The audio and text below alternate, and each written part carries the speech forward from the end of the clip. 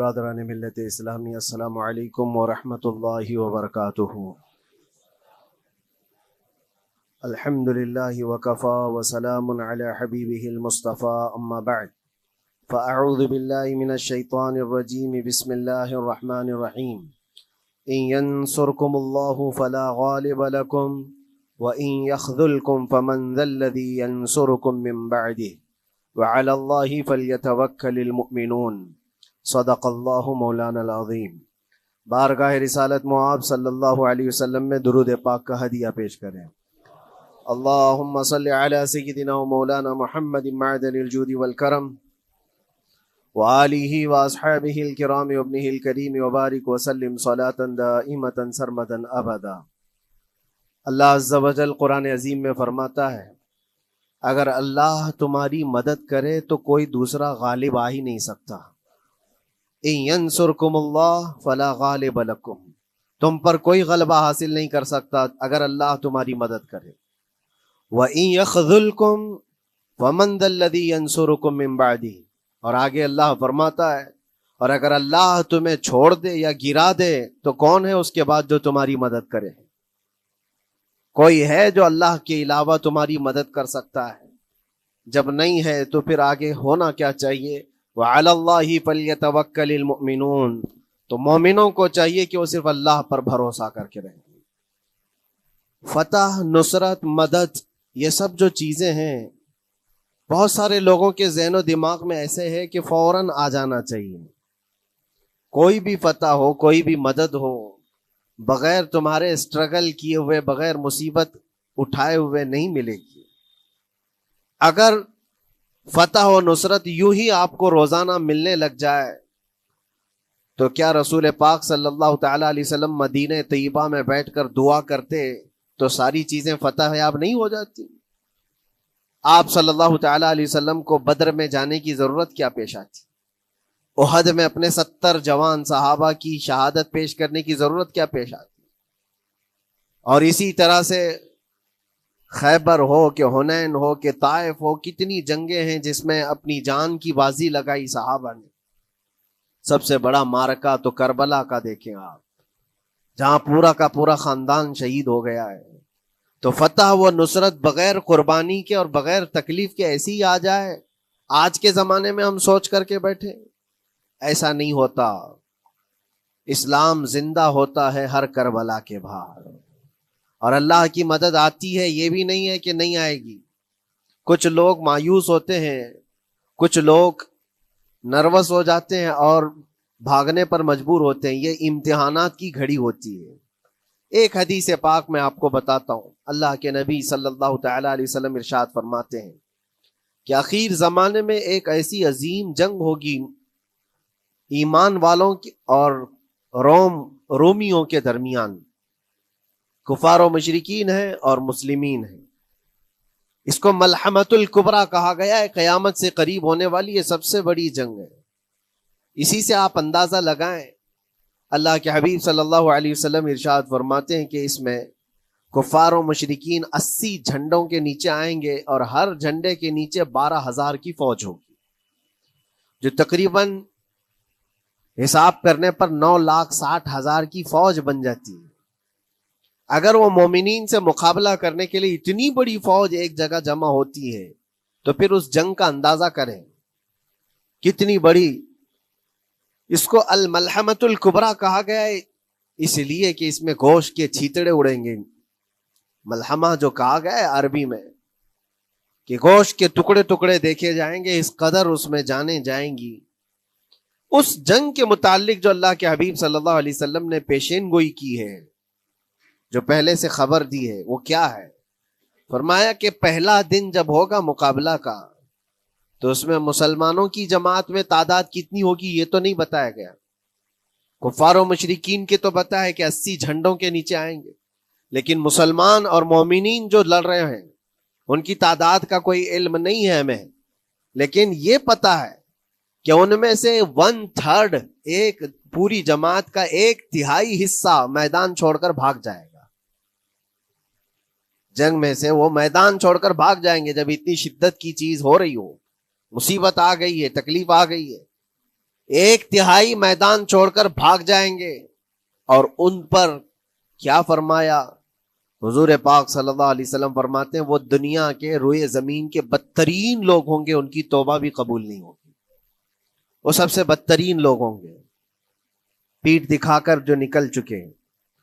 دوسرا مرحلہ آئے گا, دوسرا پڑاؤ, ایک بہت سخت سٹرگل کرنے والا میدان ہے, مصیبت اٹھا رہے ہیں, مشقت اٹھا رہے ہیں.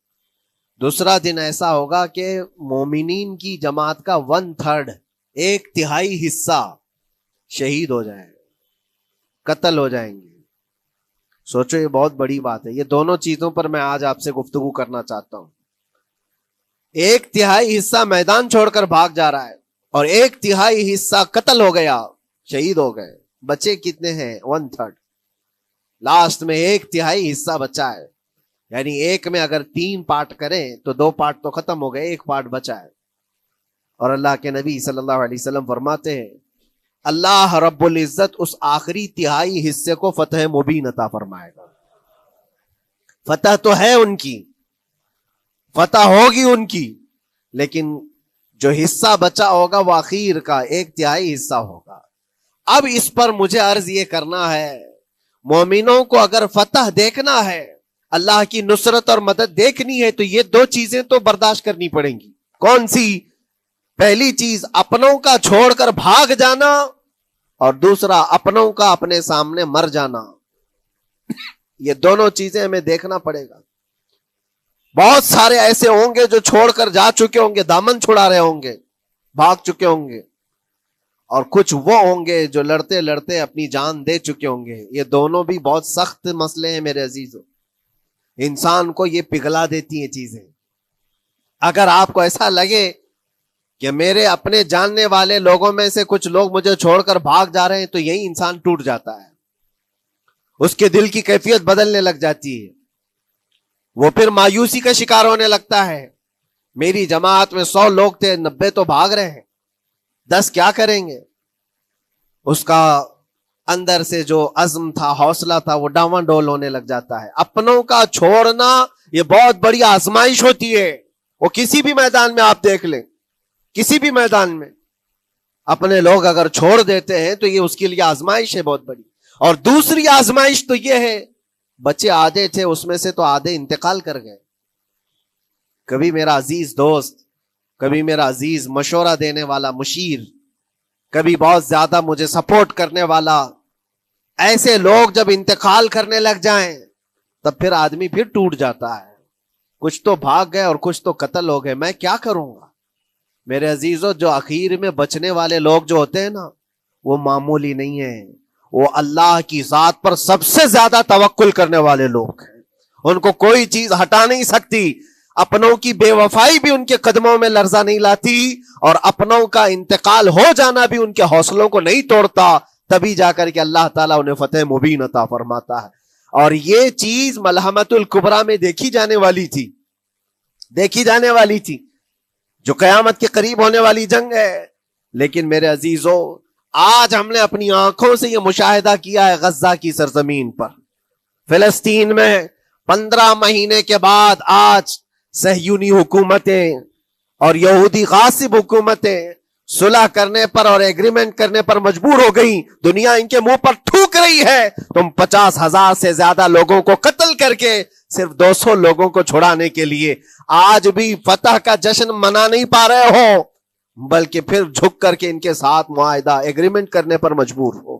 یہ فتح ان بچوں کی نہیں ہے تو اور کیا ہے, ان مظلوموں کی نہیں ہے تو اور کیا ہے, جن کے پاس کھانے کو روٹی نہیں ہے اور پہننے کو کپڑے تک نہیں رہ گئے, ان کے علاج معالجے کے لیے دوائیاں نہیں رہ گئی, لیکن عزم اور حوصلہ ایسا ہے کہ اللہ ابھی ہمارے ساتھ.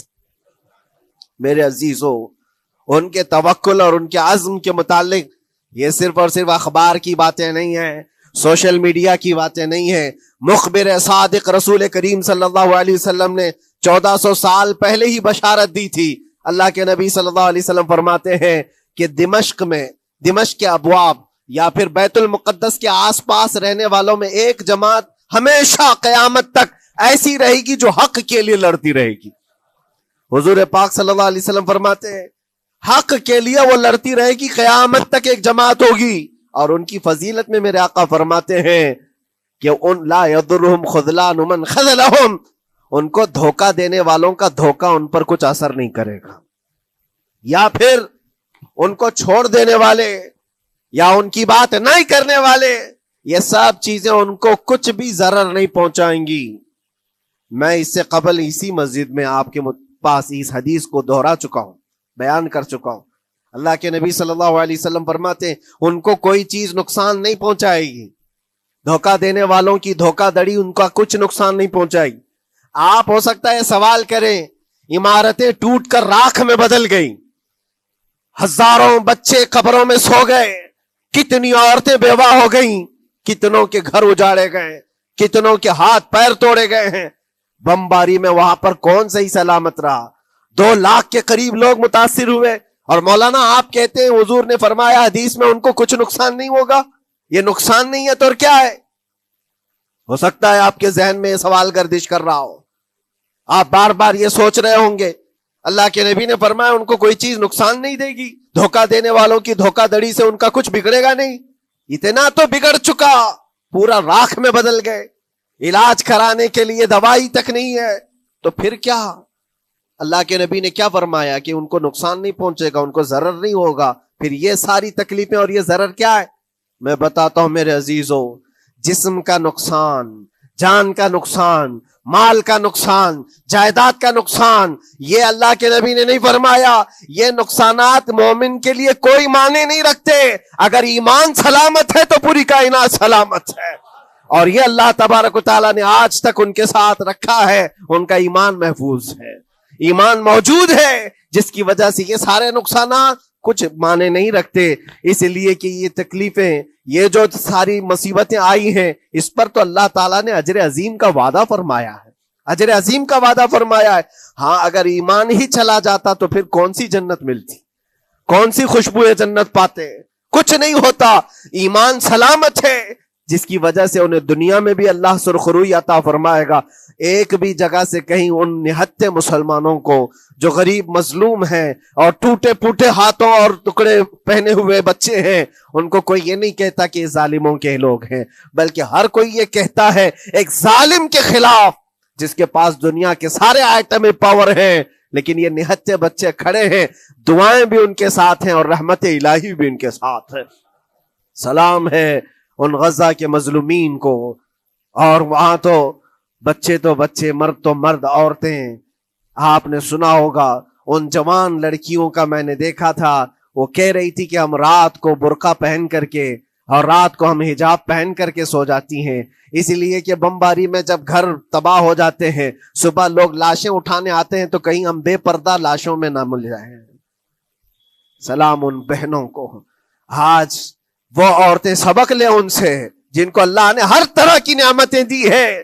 تمہارے گھر میں جائیداد بے پناہ ہے، مال و دولت بے پناہ ہے، کپڑے روز بدلنے کے لیے تمہارے پاس ہیں، سب رکھ کر کے تم عورتوں کو آج ہم بازاروں میں جو بے پردہ دیکھتے ہیں، یہ شادی محلات میں ہر جگہ جو عورتوں کی بے حیائی اور بے پردگی دیکھ کر پھر میں سوچتا ہوں سلام ان بہنوں کو جو موت کی رات بھی حجاب ہٹانا نہیں چاہتی، اس لیے کہ دنیا سے جائیں تو اللہ کی بارگاہ میں حجاب کے ساتھ جائیں. یہ ایمان ہو تو پھر اللہ تبارک و تعالیٰ کی مدد بھی آتی ہے، نصرت الہی آتی ہے. مجھے بتاؤ میرے عزیزوں، 50,000 کا خون کر دینے والا وہ ظالم اور غاصب اسرائیل، وہ اپنے 200 قیدیوں کو چھوڑا کیوں نہیں سکا؟ وہ حاصل کیوں نہیں کر سکا 200 لوگوں کو؟ بلکہ ان میں سے 5 لوگوں کو کیوں نہیں حاصل کر سکا؟ 50,000 کو قتل کر ڈالا، اور وہ بھی سیویلینز کو، شہریوں کو جن سے تمہارا مقابلہ ہے، ان کی موت کی تو کوئی خبر ہی نہیں آتی. جو تم سے برسر پیکار ہیں، جو لڑ رہے ہیں، ان کے موت کی خبر نہیں آتی. بچوں کی موت، عورتوں کی موت، ہاسپٹل میں موت، یہ سارا جو ناچ دیکھا گیا ہے 15 مہینے سے ہم دیکھتے آئے. لیکن افسوس اس بات کا ہے میرے عزیزوں، اللہ کا عذاب ان ظالم بادشاہوں پر بھی آئے گا جو ان کی موتوں پر دیکھ کر تماشے کر رہے ہیں.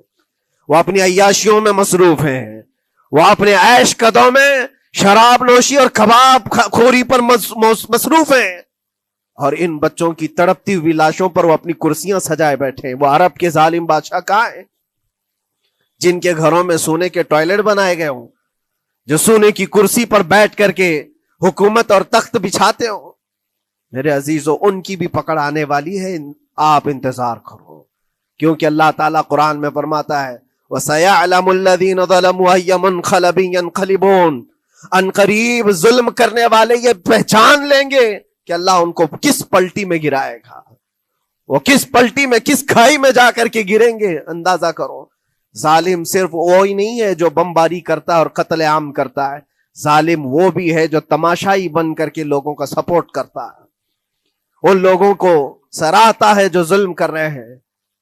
افسوس کا مقام ہے، وہ چیختے رہ گئے، چلاتے رہ گئے ہیں، اور پھر اخیر میں وہ بچوں نے پکار کر کے یہ بھی کہا ہمیں کسی جگہ سے مدد کی امید نہیں ہے، نہ ہمارے پڑوسی ملک سے، نہ کسی بہت بڑے مسلم بادشاہ سے، ہمیں امید ہے فتح کی اور مدد کی تو پروردگار عالم سے ہے۔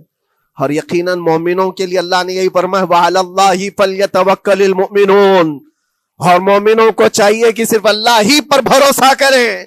میں نے دیکھا ہے میرے عزیزو، یہ دنیا صرف اور صرف لالی پاپ پکڑا سکتی ہے تمہیں، ان کے ہاں مدد کی کوئی گنجائش نہیں ہے، یہ ہمارے ساتھ کھیلتے ہیں، ان کے دلوں کے اندر سے رحم غائب ہے، یہ بچوں کی تڑپتی ہوئی لاشوں کو دیکھ کر کوئی آواز تک نہیں اٹھاتا، جو آواز اٹھانے والا اس کو کیس کر کے بند کر ڈالیں گے۔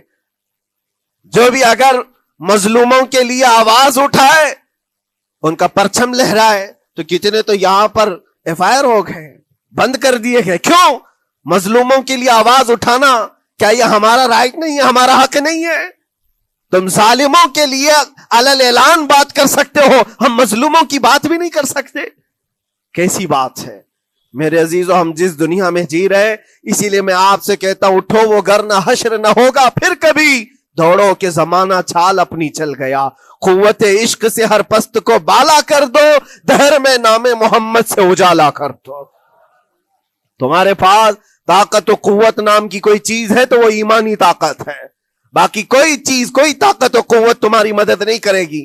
وہ قوت ایمانی ہے جو بدر میں صحابہ کے ساتھ تھی، وہ قوت ایمانی ہے جو احد میں بھی صحابہ کے ساتھ تھی، وہ ایمانی طاقت و قوت کا جوش ہی ہے جو 4000 ہوتے تو 40,000 پہ بھاری ہوا کرتے تھے، وہ ایمانی طاقت و قوت ہی ہے جس پہ اللہ کی مدد اور نصرت آتی ہے۔